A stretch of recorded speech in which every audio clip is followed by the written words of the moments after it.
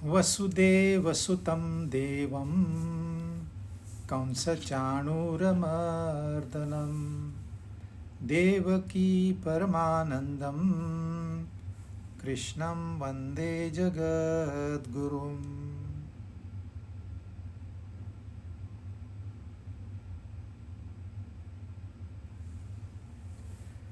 अध्याय 11 हमने 45 श्लोक पूरे किए।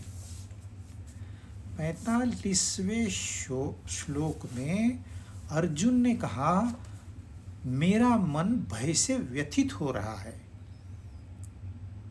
मुझे ये रूप नहीं चाहिए, ये रूप से मेरा मन व्यथित हो रहा है, मुझे वही रूप बताइए। वही कौन सा, वो आगे वाले श्लोक में बताएंगे वो कौन सा है। पर अर्जुन का मन व्यथित क्यों हो रहा है? अर्जुन एक योद्धा है और वो कोई साधारण योद्धा नहीं है, वो महारथी है।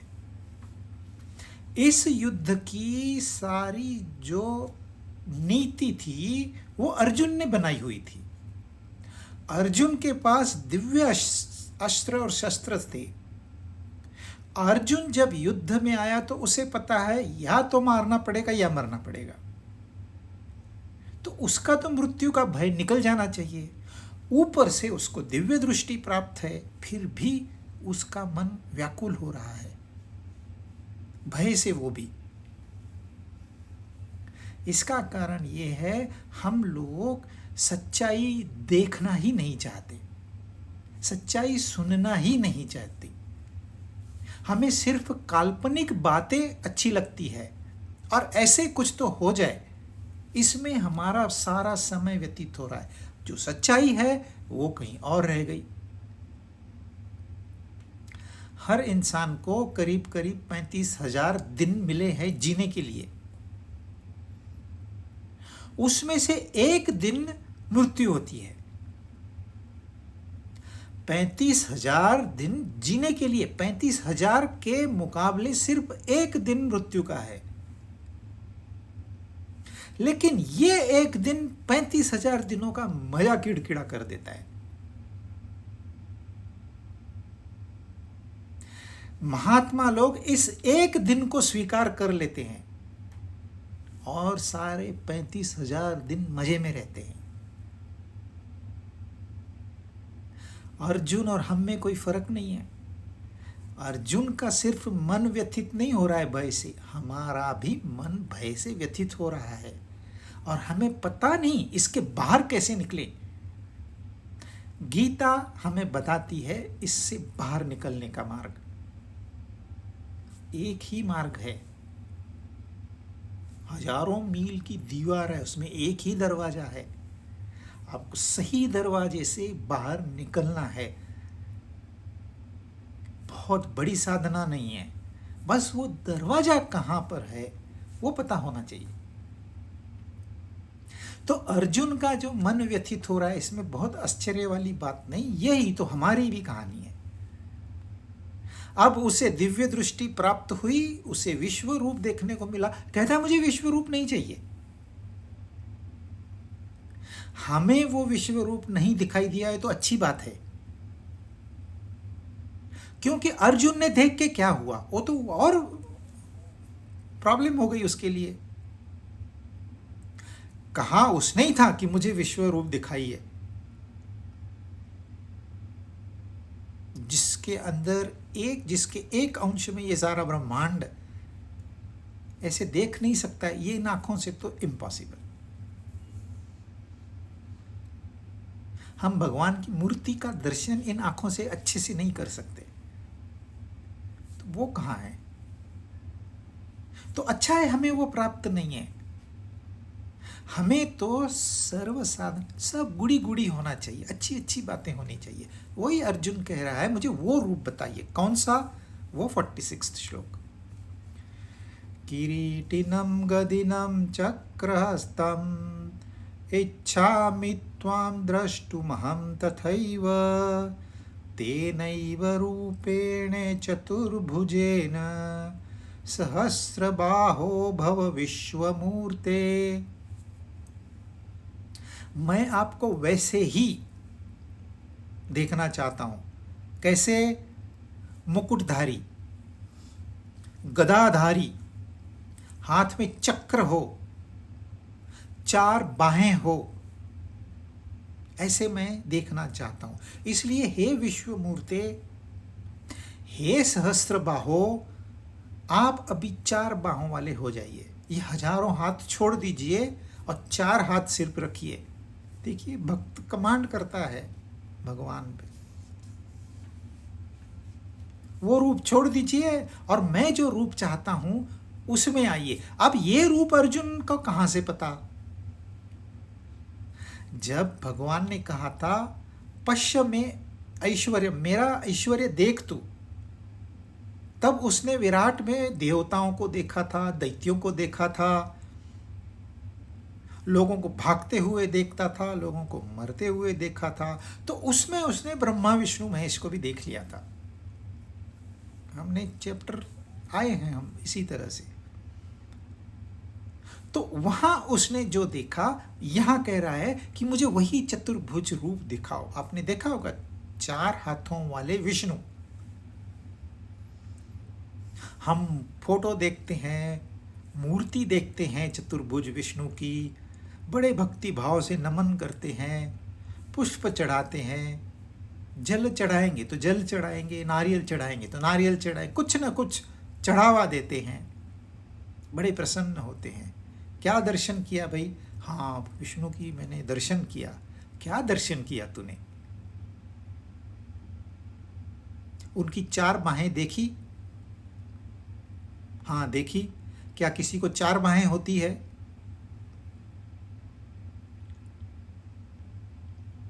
नहीं होती। फिर विष्णु की 4 बाहों का क्या मतलब हुआ? क्या उनकी 4 बाहें निकल आई थी? वो नहीं पता। अच्छा, इन बाहों में क्या था? वो नहीं पता। तो दर्शन क्या किया? अंधश्रद्धा आपका वक्त जाया करेगी, कहीं नहीं ले जाएगी। चतुर्भुज रूप सही है, क्योंकि भगवान ने स्वयं दिखाया है वो रूप, लेकिन हमें तो दर्शन करना भी नहीं आता, देखना भी नहीं आता। और हम कहते हैं हमको ये चाहिए, हमको वो बताओ, मेरे सामने आ जाओ तो मैं मानूं। अरे, आप देखने की आपकी काबिलियत ही नहीं है। आप एक पत्थर की मूर्ति को ढंग से नहीं देख सकते, आप परमात्मा को क्या देखोगे? इन 4 हाथ हमको कुछ मैसेज दे रहे हैं, हमको कुछ सिखा रहे हैं। एक हाथ में है कमल का फूल, वो हमें ये बताता है कि यह जो हमारा जीवन है, जो 45,000 दिन मिले हैं, ये हमें कमल के जैसे जीने हैं। सुगंध आनी चाहिए, सुंदर दिखना चाहिए, नाजुक होना चाहिए, लोग आकर्षित हो।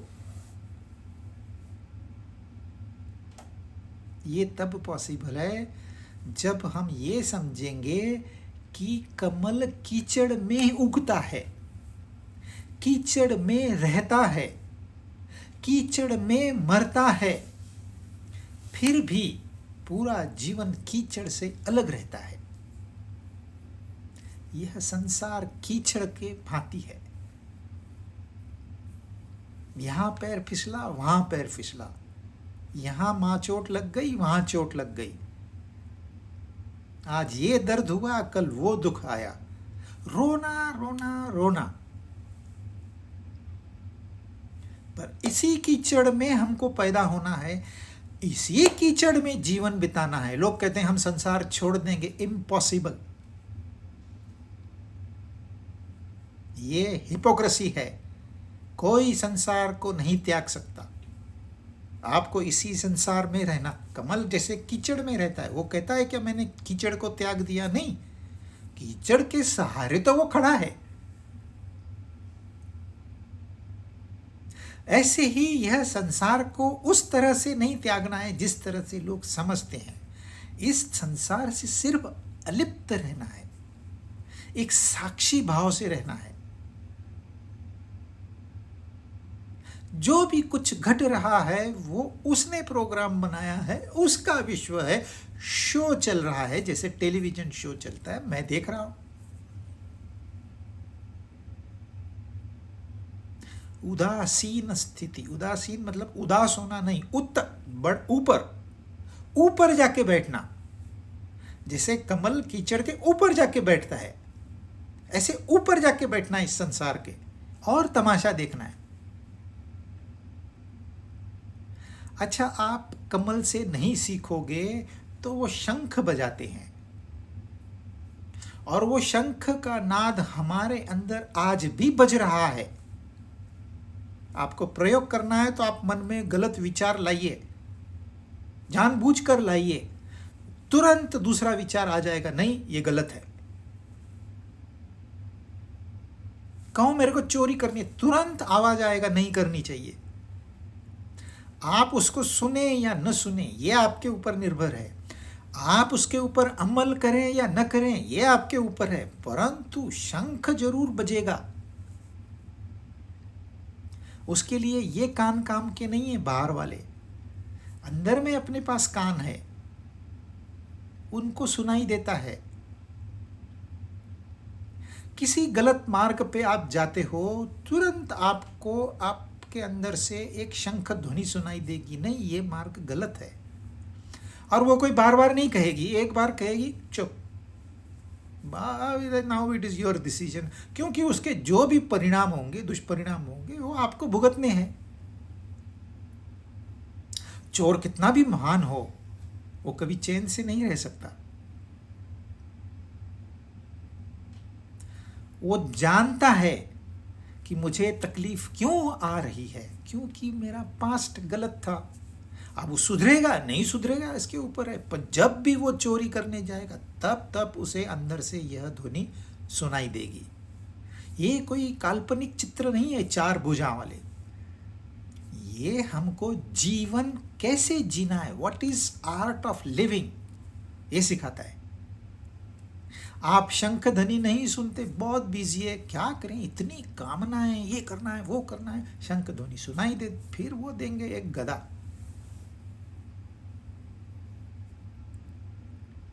मेरे एक दोस्त का भाई है, वेरी हार्ड वर्किंग, और ये काम करूं मैं, वो काम करूं, ये प्रोजेक्ट लूं, वो प्रोजेक्ट लूं, हार्ट अटैक हो गया, जाके स्प्रिंग बिठा के आया, फिर वही शुरू, दूसरा हार्ट अटैक आ गया, फिर जाके 2 स्प्रिंग बिठा के आया, फिर बिजनेस शुरू, फिर हार्ट अटैक आया, फिर जाके अब डॉक्टर ने बोला अब तो तेरी बाईपास ही करनी पड़ेगी, बाईपास करके आया, महीना भर उसको छुट्टी लेनी पड़ी, आके फिर शुरू, 3 बार गदा विष्णु की पड़ी, समझ हो तो। ना समझ इंसान का क्या होगा। 3 चांस मिले उसको, और क्या चाहिए। और भगवान से आप क्या अपेक्षा रखते हो।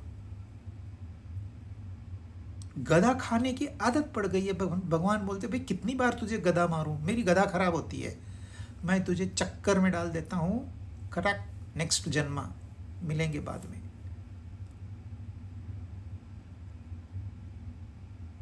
इसको कहते हैं दर्शन। आप हाथ जोड़िए मत जोड़िए, नारियल चढ़ाइए मत चढ़ाइए, भगवान को कोई आपके नारियल से फर्क नहीं पड़ता है। हाँ, पुजारियों को पड़ेगा, वो कहेंगे सोने के सिक्के चढ़ाओ, ब्लैक मनी है ना यहां डाल के जाओ, दान करना है ना यहां डाल के जाओ, उनको फर्क पड़ता है। भगवान को कोई फर्क पड़ता नहीं है। आप 2 नंबर की कमाई करो और भगवान को दो, आप छूट जाओगे, बिल्कुल नहीं। आपने गलती की है, आपका डेबिट बैलेंस हो गया, आपको लगता है मेरा बैलेंस क्रेडिट हुआ है, नहीं नहीं नहीं, कर्म हो गया, डेबिट उधर पड़ गया, आपको कीमत चुकानी ही पड़ेगी। तो दर्शन करना भी इतना आसान नहीं है, पहले दर्शन करना सीखना चाहिए इंसान ने। ये कहना मुझे तो चतुर्भुज रूप दिखाओ, हे सहस्त्रबाहो, आपकी बाहें काट दो, मुझे 4 बाहें रखो तो मैं प्रसन्न हो जाऊंगा। मैं छोटा रूप मैं देख सकता हूं, आप नहीं, वो भी नहीं दे सकते।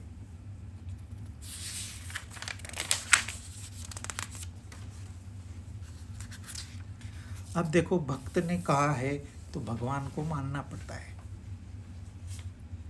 47वां श्लोक, श्री भगवान उवाच मया प्रसन्नेन तवार्जुनेदं रूपं परं दर्शितमात्मयोगात् तेजोमयं विश्वमनन्तमाद्यं यन्मे त्वदन्येन न दृष्टपूर्वम्। भगवान ने कहा, भगवान बोले, हे अर्जुन, मैंने प्रसन्न होकर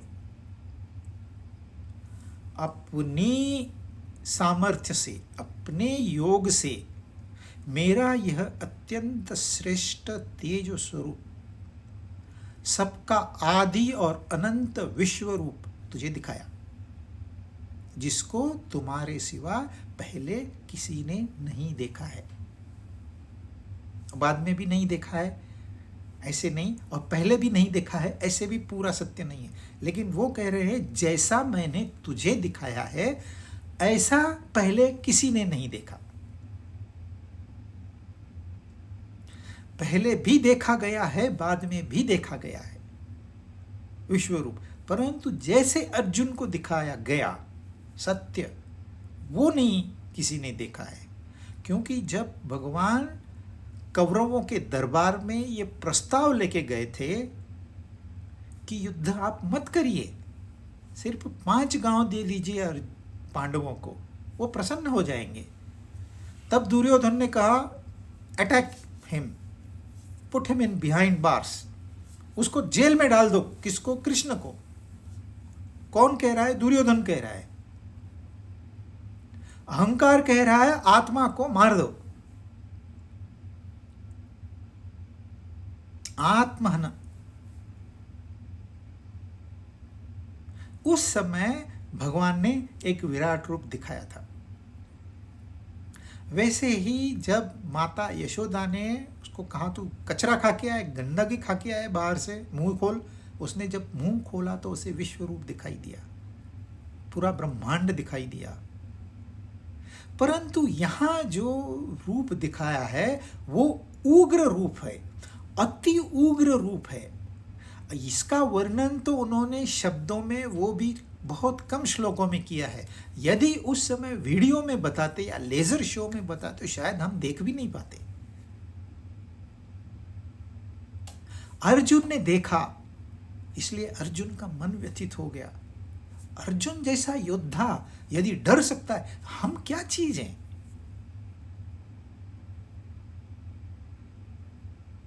तो ये रूप पहले किसी ने नहीं देखा है, यह उग्र रूप, अदरवाइज रूप देखा है। और मेरी प्रसन्नता की वजह से मैंने तुझे दिखाया है, तेरा कोई कंट्रीब्यूशन नहीं है, सीधी बात।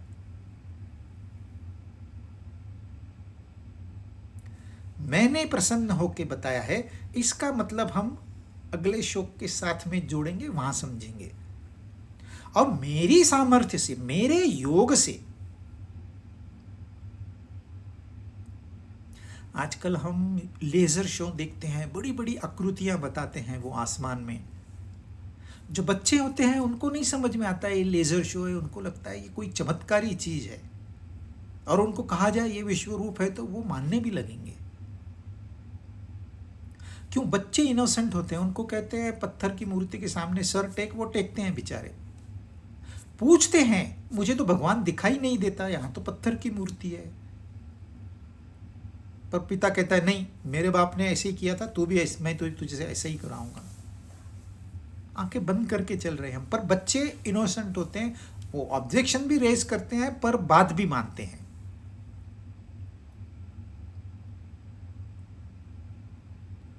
अपनी सामर्थ्य से मतलब ऐसे ही कुछ लेजर शो किया हो, बड़े स्क्रीन पे दिखाया हो। हर जमाने की टेक्नोलॉजी अलग होती है। आज जो हमारे पास टेक्नोलॉजी है वो फिजिक्स, साइंस का फिजिक्स जो ब्रांच है उसमें ज़्यादा उन्नति की है उन्होंने, इलेक्ट्रॉनिक्स में ज़्यादा उन्नति की है, कंप्यूटर प्रोग्रामिंग में ज़्यादा उन्नति की है। इसका ये मतलब नहीं है कि बाकी ब्रांचेस यूजलेस है। एक ज़माना ऐसे भी आ सकता है सारा केमिकल के ऊपर विश्व चलेगा, या पूरा जैविक चीज़ें बनाई जाएगी। कोई हथियार, आटम बम की ज़रूरत नहीं है। एक प्राणी को पैदा कर दो, उड़ा दो आसमान में, वो सब खत्म करके आएगा। ऐसी भी टेक्नोलॉजी आएगी, क्यों नहीं आएगी? टेक्नोलॉजी आती कहाँ से है? पहले तो इंसान के पास सिर्फ कल्पना थी कि विमान होता है, क्योंकि रामायण में उसका रेफरेंस है। तो कम से कम एक यंत्र होता है जो आसमान से एक जगह से आसमान के रास्ते एक जगह से दूसरी जगह जाया जा सकता है। कल्पना थी। इस कल्पना का पूरे विश्व के लोगों में इच्छा हो गई कि ऐसा कुछ हो। जब मेजॉरिटी लोग कोई इच्छा करते हैं तो फिर उसका सॉल्यूशन भी निकल के आता है। पहले सिर्फ कल्पना थी, करे वहाँ क्रिकेट मैच चल रही है, सुनने में मज़ा नहीं आता है, शायद कुछ हो ऐसे हम घर बैठे वो देख ही सकें। कल्पना की इंसान ने, कल्पना से इच्छाएं पैदा हुई, बहुत लोगों की इच्छा पैदा हुई, पॉसिबल हो गया टेलीविज़न का। तो यही कृष्ण भगवान के पास वो टेक्नोलॉजी थी जिसके सहारे वो विश्व रूप दिखा सके अर्जुन को। तो ये उनकी सामर्थ्य है, ये उनका योग है, ये उनकी शक्ति है, ये उनकी माया है। और यह परम तेजो में सबका आदि और अनंत विश्व रूप, हमने ये ऑलरेडी पढ़ा हुआ है, इसके ऊपर नहीं चर्चा करते। और मैंने तुझे दिखाया है अपने आप में प्रसन्न होकर। यदि मैं प्रसन्न नहीं होता, यदि मैं कृपा नहीं करता तो तू नहीं देख सकता। ये उन्होंने कहा नहीं है, ये मैं कह रहा हूं, क्योंकि ये पॉइंट हमें समझना चाहिए कि भगवान ऐसे क्यों कह रहे हैं कि मेरी प्रसन्नता की वजह से तूने देखा है। हे अर्जुन, मैंने प्रसन्न होकर तुझे यह रूप दिखाया है। जब तक उनकी कृपा नहीं होगी तब तक आध्यात्मिक उन्नति नहीं होगी। ये उनका मैसेज है। देखते हैं 48वां श्लोक। न वेद यज्ञाध्ययनैर्न दानं न च क्रियाभिर्न तपोभिरुग्रैः एवं रूपः शक्य अहं नृलोके द्रष्टुं त्वदन्येन कुरु प्रवीर। हे कुरु प्रवीर, अर्जुन का नाम। इन नर लोक में, मनुष्य लोक में इस प्रकार के विश्व रूप वाला न मैं वेदों के अध्ययन से, न यज्ञों के अनुष्ठान से, न दान से, न उग्र तप से, न क्रियाओं से, इन चीज मैं नहीं देखा जा सकता। इन चीजों से मैं नहीं देखा जा सकता। परंतु कृपा से देखा जा सकता है, क्योंकि शास्त्र कहते हैं वेदाध्ययन करो। वेद में वह ब्रह्म विद्या है। जब तक वह ब्रह्म विद्या प्राप्त नहीं होगी तब तक इस जीव का कल्याण नहीं होगा। इसलिए वेद का अध्ययन करना चाहिए। शास्त्रों का मत है, संतों का मत है। तो हम पूछते हैं, चलो भाई कितने वेद पढ़ने हैं? 4 वेद है। 4 वेद पढ़ने को कितने साल लगेंगे? 4 साल लगेंगे। कोई बात नहीं, हम 4 साल में पूरे 4 वेद पढ़ लेंगे। क्या आप मुझे गारंटी देते हो कि हमें दर्शन होगा? दर्शन का मतलब समझना, समझने का मतलब एक रूप होना, ब्रह्म रूप होना। उसका मतलब संपूर्ण आनंद को प्राप्त करना, उसका मतलब पूर्ण शांत हो जाना। तो क्या मैं पूर्ण आनंद को प्राप्त हो जाऊंगा यदि मैं वेदों का अध्ययन करूंगा? तो 4 नहीं, मैं 8 साल करने को तैयार हूं, 2 बार करूंगा। भगवान कहते हैं नहीं। अच्छा, शास्त्र कहते हैं यज्ञों का अनुष्ठान करो। यज्ञ क्या है हमने समझा है। जो हम कर्म अपने लिए नहीं करते परंतु दूसरों के लिए करते हैं उसे यज्ञ कर्म कहते हैं। निस्वार्थ रूप से किया हुआ कर्म। तो हम यज्ञ करेंगे। कौन से यज्ञ हैं आप मुझे बताओ। सारे अनुष्ठान हम करेंगे। साल नहीं, 10 साल हम यज्ञ करेंगे। क्या हमें दर्शन होगा? भगवान कहते हैं नहीं होगा। फिर वेद कहते हैं दान को तो आप रुकाइए ही नहीं, दान जारी रखिए। अरे हम युद्ध करके सारी दुनिया से संपत्ति इकट्ठा करके दान करेंगे, सारी दुनिया की सारी संपत्ति दान करेंगे। क्या हमें दर्शन होगा? नहीं होगा।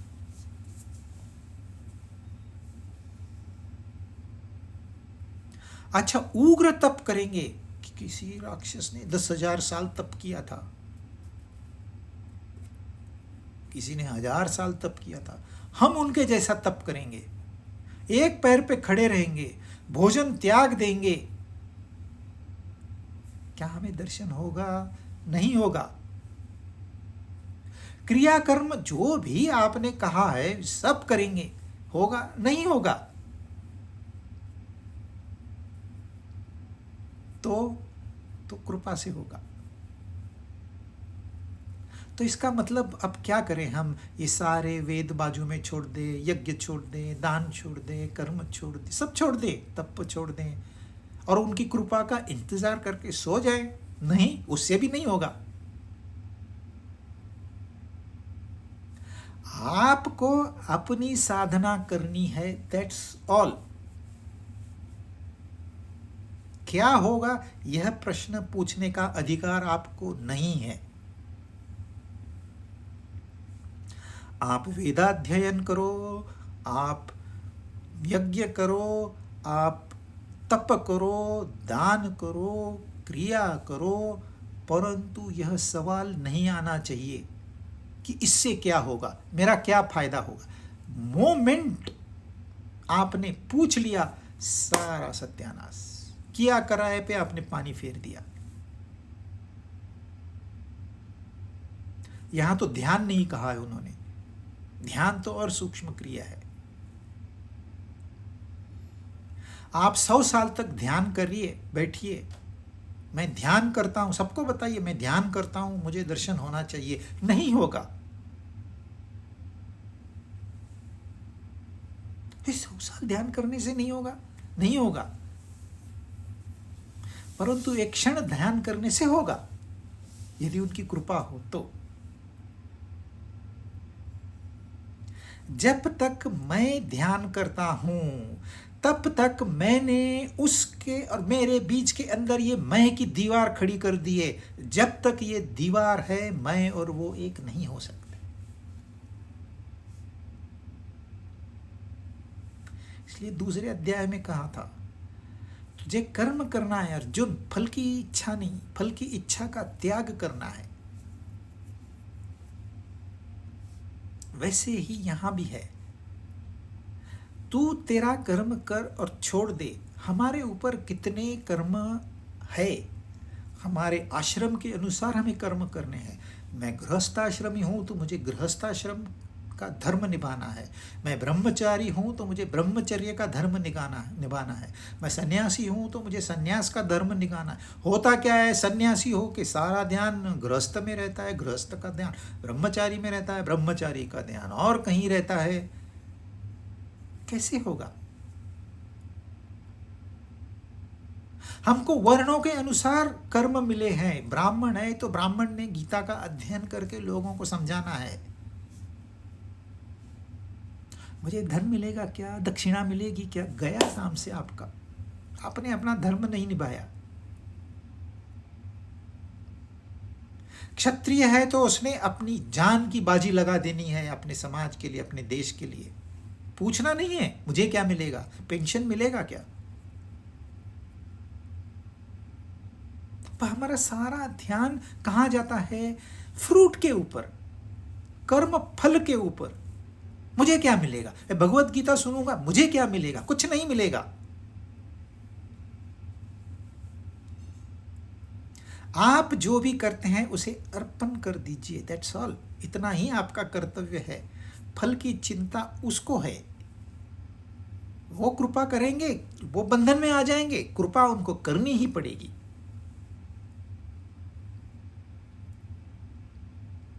आपके घर में आग लग गई हो, किसी ने चिल्लाया आग आग, तो आप क्या करोगे?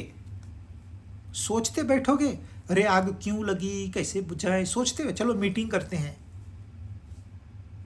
तुरंत बाहर जंप करके, अरे चप्पल नहीं पहनी तूने, अरे छोड़ दे, और पैजामे का नाड़ा ढीला है, अरे छोड़ दे, पहले मुझे यहां से बाहर निकलने दे। सारा ध्यान बाहर निकलने पे आ गया, फुल कंसंट्रेशन। अपना कर्तव्य, निकलूंगा कि नहीं निकलूंगा, बीच में अग्नि मुझे खा जाएगी, यहां से भागो। ये मुमुक्षु की स्थिति होती है।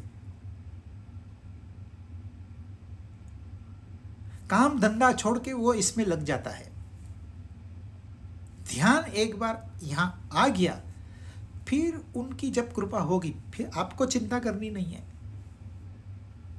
हमको ध्यान ही नहीं करने आता है, किसी की सुनी हुई बातें, टीवी पे देखी हुई बातें, कुछ भी आंखें बंद करो, कचरा समुंदर में डालो। अरे समुंदर कहाँ है, कचरा कहाँ है, कैसे डालेंगे, वो कोई विधि नहीं बताते, बस करो। हम कहते हैं ना करो, अब लोगों को कुछ पता नहीं है, किसी ने अध्ययन किया नहीं है, क्या करेंगे।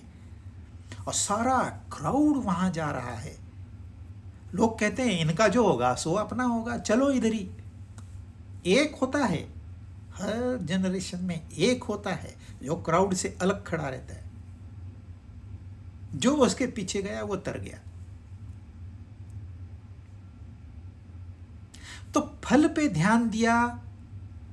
देखिए, मैं स्टूडेंट हूं, मैं अपनी पुस्तक सामने लेके बैठा हूं, मुझे आज अभ्यास करना है, इसको लर्न करना है, कल मेरी परीक्षा है। लेकिन मेरे भी में विचार, अरे फिर परीक्षा में कौन से प्रश्न आएंगे, कौन सेट करता है, क्वेश्चन पेपर मिलेगा क्या मुझे, कोई आंसर बताएगा क्या मुझे, क्या मैं कॉपी कर सकता हूँ, अच्छा ये एग्जाम हो गई, मैं फ्री हो गया, कहाँ घूमने जाऊँ। अरे आप क्या कर रहे हो? ये सारा आप उसके ऊपर छोड़ दो। आपको अभी ये लर्न करना है, लर्न करना, समझना है, यह लेसन समझ लेना, बस इतना ही करना है। आध्यात्मिक प्रक्रिया वही है, आपको सिर्फ ये अभी समझना है, समझ लीजिए। उसके लिए मनन चिंतन करना पड़ेगा, उतना ही करिए। फल क्या होगा उसके ऊपर छोड़ दीजिए ना। इसके लिए वो कह रहे हैं मेरी कृपा से, मैं कृपा करता हूं, ऐसे कहना नहीं है उनको। वो कहते हैं तू जो करता है मेरे ऊपर छोड़ दे। अब भगवान थोड़ा सा नॉर्मल हो जाते हैं, चलो भाई इसको अभी काफ़ी मैंने डराया है, अब ये कह रहा है मुझे वो रूप नहीं दिखना, मुझे वो विश्व रूप नहीं चाहिए, मुझे वो विराट रूप नहीं चाहिए, मुझे अपना चतुर्भुज विष्णु का चित्र बताइए सामने। माते व्यथा मा च विमूढ़ भावः दृष्ट्वा रूपं घोरमिद्रुममेदं व्यपेतभिप्रीतमना पुनस्त्वं तदेव मे रूपमिदं प्रपश्य। यह मेरा इस प्रकार का उग्र रूप देखकर तुझे व्यथा नहीं होनी चाहिए। आपके दोस्त का दोस्त गुजर गया, आपने फ्यूनरल अटेंड किया, आप कितने व्यथित हुए। अब आपका दोस्त गुजर गया, आपने फ्यूनरल अटेंड किया, आप कितने व्यथित हुए। क्या व्यथित होना चाहिए हमने। व्यथित होकर उस आत्मा का क्या भला आपने किया। इसलिए वो कहते हैं व्यथित नहीं होना चाहिए और ये विमूढ़ भाव नहीं होना चाहिए। ये जो तेरे मन में कंफ्यूजन है ना अर्जुन, वो नहीं होना चाहिए। निर्भय प्रसन्न वाला होकर तू फिर उसी मेरे इस रूप को अच्छी तरह से देख। भगवान स्वयं कह रहे हैं अच्छी तरह से देख, खाली देख नहीं कह रहे, ठीक से देख। देख सकता है वो भी नहीं देख सकता। समस्या वहां है। ये विमूढ़ भाव कहां से आ जाता है? क्यों ये कंफ्यूजन है पूरे संसार में?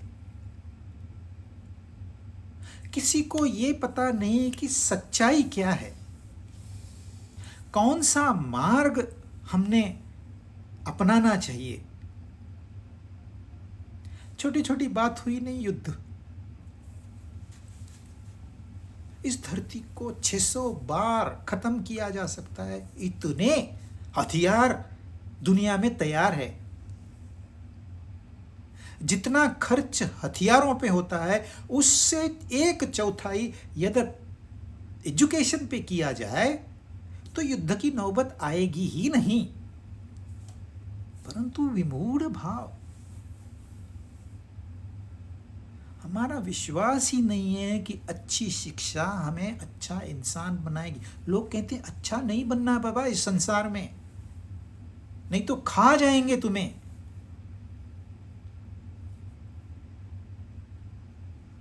मेरे चाचा स्वयं पूछते थे मैं बच्चों को क्या शिक्षा दूं, अच्छा बनने की शिक्षा दूं या चालू बनने की शिक्षा दूं।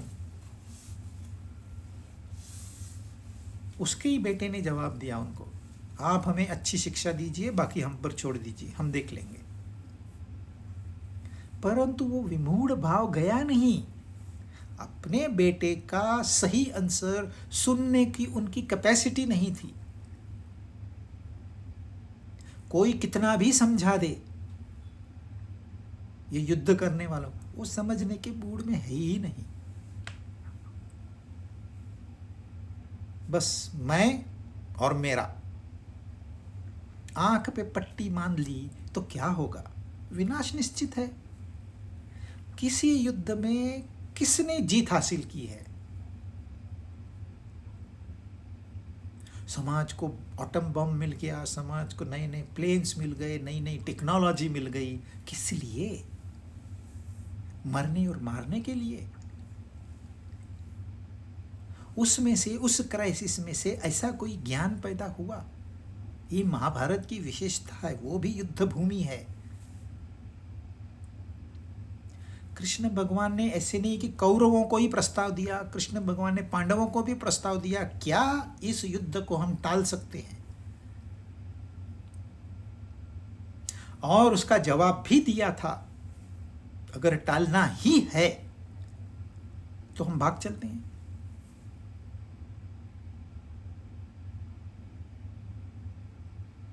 परंतु यह युद्ध, महाभारत का युद्ध, ये अहंकार का युद्ध नहीं है। यह जो हमारे अंदर में बुराइयां छुपी पड़ी है, जो हमें वो अपनी लगती है, अपने ही भाई है, वो अपनी है, मेरी है ना। मैं झूठ बोलता हूं, अरे मेरी है ना वो आदत, मैं चोरी करता हूं, ये मेरी आदत है, मैं क्यों छोड़ू भाई? अरे लेकिन तूने अपने फ्रेंड का इंसल्ट कर दिया। मेरे को जो कहना था मैंने कह दिया। ये धर्म और अधर्म की लड़ाई है। छोटी छोटी बातें इंसान को आगे ऐसे महायुद्ध करवाती है। नहीं तो हिटलर का क्या कारण था? उसका बैकग्राउंड देखेंगे तो पता चल जाएगा। एक इंसान ने कितना नुकसान करवाया।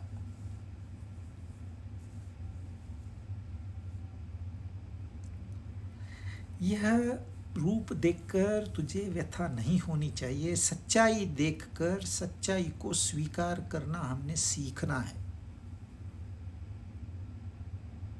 और फिर अपने आप को करेक्ट करना है, क्योंकि जो आज उसके साथ हो रहा है कल मेरे साथ होगा। इसलिए मैंने अपने आप को ठीक करना है, इतना ही जीवन में करना है और कुछ नहीं। उसका यूज वो करेंगे, हमने भी नहीं करना है।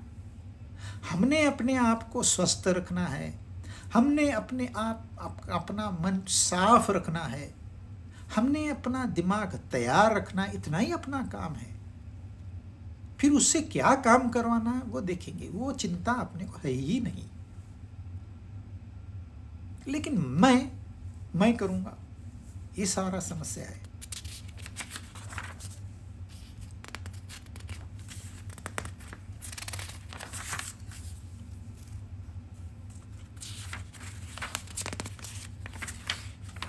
पचास वर्ष अब भगवान ने कहा अभी तू मेरा ये चतुर्भुज रूप देख, तो उसका अभी वर्णन वो स्वयं नहीं करते, वो तो उन्होंने देख दिया। तो फिर क्या हुआ, संजय कहते हैं, संजय उवाच इत्यर्जुनं वासुदेवस्तथोक्त्वा स्वकं रूपं दर्शयामास भूयः आश्वासयामास भीतमेनं भूत्वा पुनः सौम्य वपुर्महात्मा। संजय ने कहा वासुदेव यानी कि भगवान ने अर्जुन से ऐसा कहकर फिर उसी प्रकार से अपना रूप दिखाया। महात्मा यानी कि कृष्ण ने पुनः सौम्य रूप होकर इस भयभीत अर्जुन को आश्वासन दिया। उन्होंने 1000 हाथों वाला रूप छोड़ के चतुर्भुज किया, फिर चतुर्भुज छोड़ के 2 हाथों वाला रूप किया, फिर नॉर्मल जैसे रथ में कृष्ण घोड़ों को संभाले हुए थे वैसे ही हो गए। यानी कि वो जो अर्जुन की हिप्नोटिक स्टेट थी वो पूरी खत्म हो गई, जैसे था वैसे ही वापस हो गया।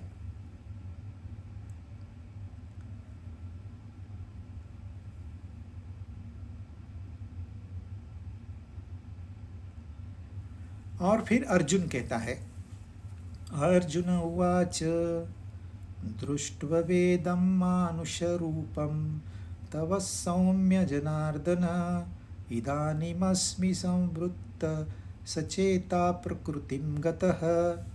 अर्जुन ने कहा, हे जनार्दन, आपके इस सौम्य मनुष्य रूप को देखकर मैं इस समय स्थिर चित्त हो गया हूँ, अपनी स्वाभाविक स्थिति को प्राप्त हो गया हूँ। रिलीव्ड, कितना अच्छा लग रहा है मुझे। बाहर 45 डिग्री है, 2 घंटे घूमने के बाद रूम में आ गए ठंडे, कितना अच्छा लग रहा है। एक अजगर ने एक शिकार को पकड़ लिया, दबोच लिया। अब अजगर उसको दबाएगा दबाएगा दबाएगा और उसका हृदय काम करना बंद करेगा। इसके पहले कुछ हुआ, उसने छोड़ दिया तो शिकार को क्या, वाह, छूट गया, कितना अच्छा लग रहा है। उस स्थिति को अर्जुन प्राप्त हो गए। मतलब क्या देखा अर्जुन ने, मृत्यु को देखा और भयभीत हो गया। अब उसके मन से वो विचार चले गए।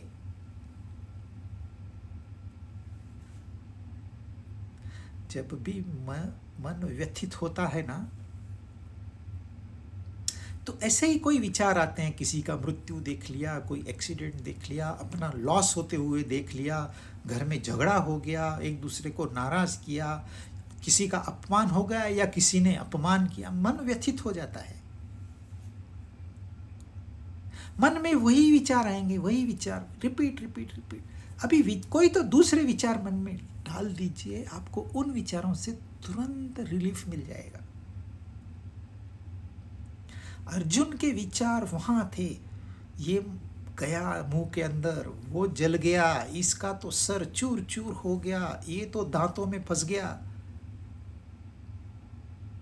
ये जीवन की सच्चाई है। आप कल्पना करिए, अगले 70 साल में दुनिया में 700 करोड़ लोग मरने वाले हैं। केवल भारत में 140 करोड़ लोग मरने वाले हैं अगले 70 साल में। ये सच्चाई है, कल्पना नहीं है। आज हमें कुछ दिखाई नहीं देता, लेकिन अगर फिल्म बना के फास्ट फॉरवर्ड करेंगे तो आपको कैसे लगेगा? रोज वही बात आप सुन नहीं पाएंगे। वो स्थिति अर्जुन की हुई थी। परंतु यह सच्चाई है कि इस देश में अगले 70 साल में 140 करोड़ लोग जाने वाले हैं। दूसरे आएंगे, दूसरे 140 पैदा होंगे, 140 होंगे, 100 होंगे, 120 होंगे, पता नहीं, पैदा तो होंगे। सो बर्थडे भी मनाए जाएंगे। ऐसे नहीं है कि सब ग्लूमी होगा, परंतु इस साइड से देखेंगे तो भयावह, इस साइड से देखेंगे तो सेलिब्रेशंस है। इसलिए इस साइड से भी नहीं देखना है, इस साइड से भी नहीं देखना है, बीच में।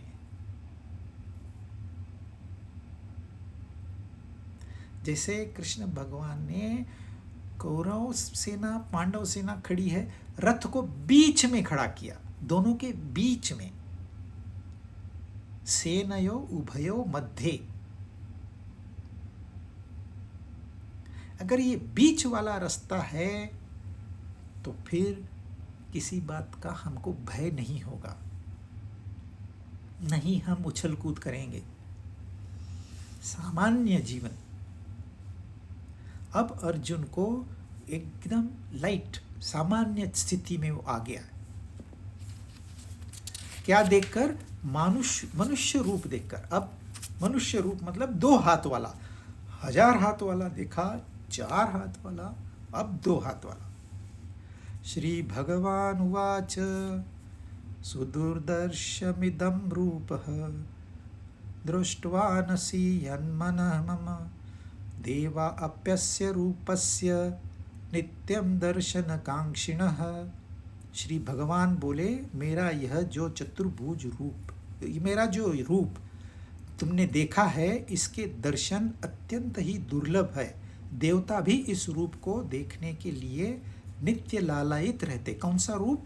जो चतुर्भुज रूप है। यह जो चतुर्भुज रूप है, यह देवताओं को भी नसीब नहीं होता है।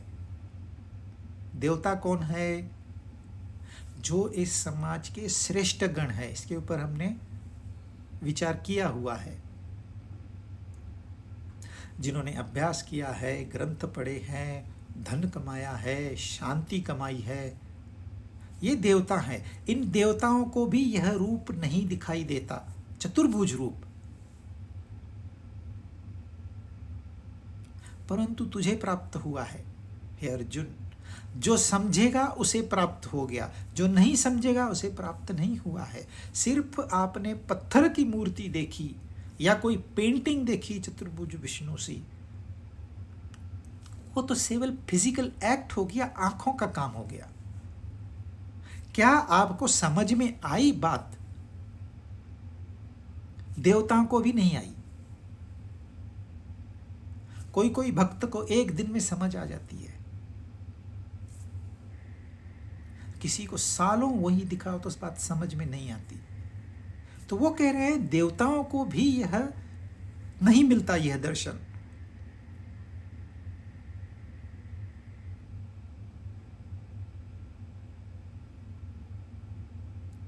इसलिए अर्जुन, तेरी जो स्थिति है, तुझे जो मिला है मेरी कृपा से, वह अमूल्य है।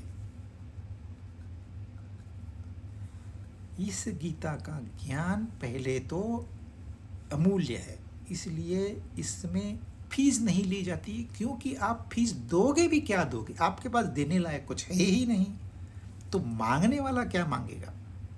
ये अमूल्य है। और यह अमूल्य चीज अर्जुन को मिली है पहली बार, क्योंकि अर्जुन ने मांगा। हम मांगेंगे तो हमें भी मिलेगा, हम मांगते ही नहीं है। ऐसे नहीं कि अर्जुन राजा नहीं था, अर्जुन के पास रथ नहीं थे, अर्जुन के पास शस्त्र नहीं थे, धन संपत्ति नहीं थी, ताकत नहीं थी, सब था। आपके पास जो है उससे कई गुना था अर्जुन के पास। 12 साल वनवास में रहे, क्या ऐसे ही रहे? अपने बल पर उन्होंने साबित कर दिया कि हम कुछ है। 1 वर्ष अज्ञातवास में रहा, परंतु वो सब एक साइड में। यह जो ज्ञान है इसकी कीमत नहीं है, उस सब की कीमत हो सकती है। ऐसे ही हमें भी मिला है, हमें भी वो दर्शन मिला है। क्या हमें वो गदा किस लिए है ये हम देख सकते हैं जब हम उस चित्र को देखते हैं। सिर्फ चित्र को देखना दर्शन नहीं है, ये आंखें दर्शन नहीं कर सकती। दर्शन का अर्थ है समझना, उसमें उतर जाना, उसको अपनाना, उसके साथ एक रूप होना। ये आंखें उसमें काम में नहीं आती है, ये सब शुरुआत कर देती हैं, बिगिनिंग। आगे फिर अंदर बहुत बड़ी सिस्टम है जो अभी कोई नहीं समझ पाया। वो कार्य करेगी यदि आप शुरुआत ठीक से करोगे। अब इस रूप के बारे में पहले उन्होंने विश्व रूप के बारे में कहा कि ये वेद से ज्ञान से नहीं मिलेगा। अब ये चतुर्भुज रूप है, इसके भी बारे में वो वही कह रहे हैं। ना हम वैदे न तपसा न दाने न चेज्जया शक्यम एवं विदो द्रष्टुम दृष्टवा वानसी माम यथा। जिस प्रकार मुझे देखा है तुमने ये चतुर्भुज रूप का, इस प्रकार का मैं न तो वेदों से, न तप से, न दान से, न यज्ञ से देखा जा सकता हूं। विश्व रूप भी नहीं और यह चतुर्भुज भी नहीं।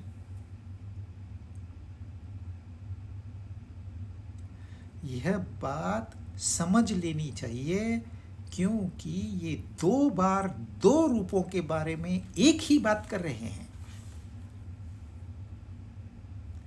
यदि आपको लगता है मुझे चतुर्भुज विष्णु मिल जाएंगे तो इस भ्रम में मत रहिए। मुझे विश्व रूप दर्शन होगा इस भ्रम में मत रहिए। आपका सहारा यदि आंखें हैं तो आप गलत राह पे हो।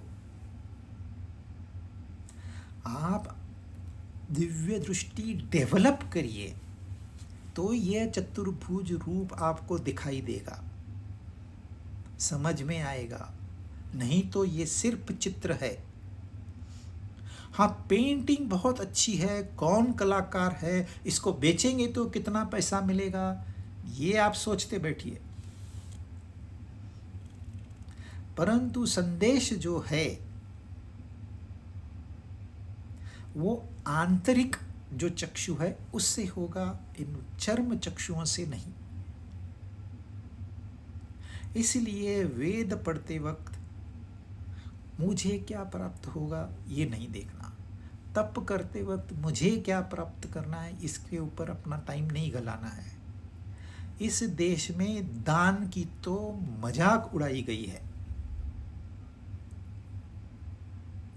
एक जमाना था लोग सिर्फ देना जानते थे, लेने वाला कोई था ही नहीं। अब कुछ लोगों के पास देने के लिए था, देने की प्रथा थी, और लेने वाला कोई नहीं है तो उन्होंने लेने वालों को पैदा कर दिया और इस देश में भिखारियों की संख्या बढ़ते गई। क्योंकि लेने वाला नहीं है तो दान किसको करेंगे आप? अगर दान नहीं करेंगे तो आपको पुण्य कैसे प्राप्त होगा? यदि पुण्य प्राप्त नहीं होगा तो स्वर्ग कैसे प्राप्त होगा? यही शास्त्रों ने हमको सिखाया है, लेकिन हमने हमेशा उसको उल्टा सीखा है। भिखारी बना दिए, अब 2 रुपए देते हैं, 10 रुपए देते हैं, बोलते हैं हमने तो पुण्य कमा लिया। काहे का पुण्य कमाया आपने? दारू पीने वाला आदमी तो 2000 रुपए दे देता है भिखारी को। अब भिखारी भी क्या करेगा? उसने एक शराबी से इतनी बड़ी रकम पाई, वो भी जाके शराब पिएगा? काय का दान? मैं दानी हूं। अरे कितने बड़े दानी, कर्ण के जितना कोई दानी हो ही नहीं सकता। फिर भी कर्ण का अंत क्या हुआ? और हम भिखारियों को 5 रुपए देते हैं, अपने आप को दानी कहलाते हैं। दान कहाँ देना है, कैसे देना है, सात्विक दान क्या है, राजसिक दान क्या है, तामसिक दान क्या है, ये तो हम बाद में पढ़ेंगे। परंतु आपने थोड़े पैसे कमाए हैं, वो भी गलत तरीके से, जरा सा जाके तिरुपति में डाल दिया, आपको लगता है पुण्य प्राप्त होगा। पाप का पैसा आपको पुण्य नहीं दिलवाएगा, और वो भी तिरुपति में। अरे तुम्हारे पड़ोस में लोग, उनके पास खाने के लिए नहीं है, उनके पास अच्छा मकान नहीं है, नौकरों को तुम ताड़ देते हो और कहते हो हम दानी हैं, तो उससे कुछ होगा नहीं। तो फिर कैसे होगा? नहीं होगा ये तो उन्होंने बता दिया। अभी होगा कैसे, वो भी 54वां श्लोक देखते हैं हम।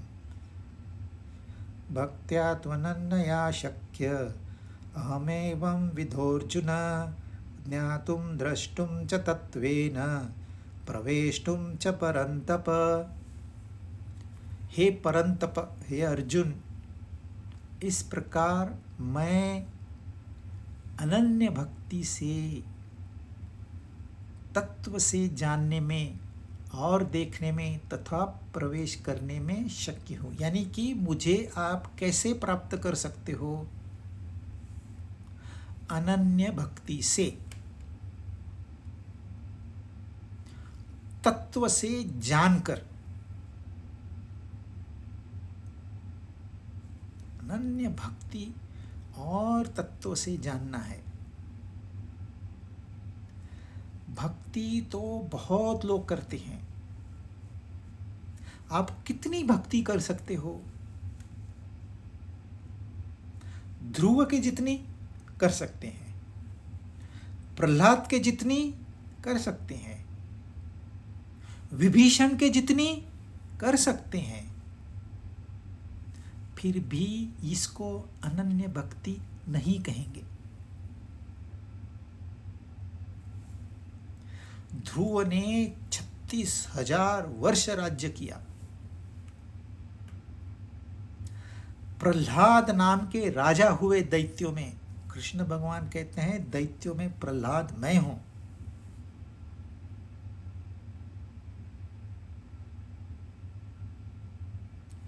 परंतु ये अनन्य भक्ति नहीं है, यह भक्ति जरूर है। तो जो भक्ति भक्ति कहते हैं, उन्होंने जरा इसके ऊपर ध्यान देना चाहिए कि मेरी भक्ति मुझे राज्य दिलवा सकती है, परमात्मा नहीं। ध्रुव ने क्या मांगा? स्वयं विष्णु भगवान आ गए, मांगो वर। उसने कहा नहीं, मुझे अंदर आके वर दीजिए। उन्होंने अंदर आके वर दिया, ध्रुव स्थान मांगा उन्होंने। अरे स्वयं परमात्मा खड़े हैं, उनको ही मांग लेता। यही हमारी भूल हो जाती है। यदि हमारे सामने अब भी इस वक्त भगवान आ जाए, रियल गॉड आ जाए और हमको कहें मांग, तुझे क्या मांगना है, तो हम क्या मांगेंगे? आपने कभी सोचा है? उस समय आपकी तत्पप हो जाएगी, अब मेरी लॉटरी लगा दो प्रभु, मुझे टीवी प्रोग्राम में जाने का बड़ा शौक है, वहां भेज दो। क्या मांगोगे आप?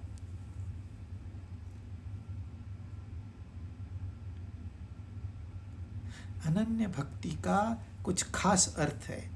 इसके ऊपर हम चर्चा जारी रखेंगे, लेकिन अगली बार।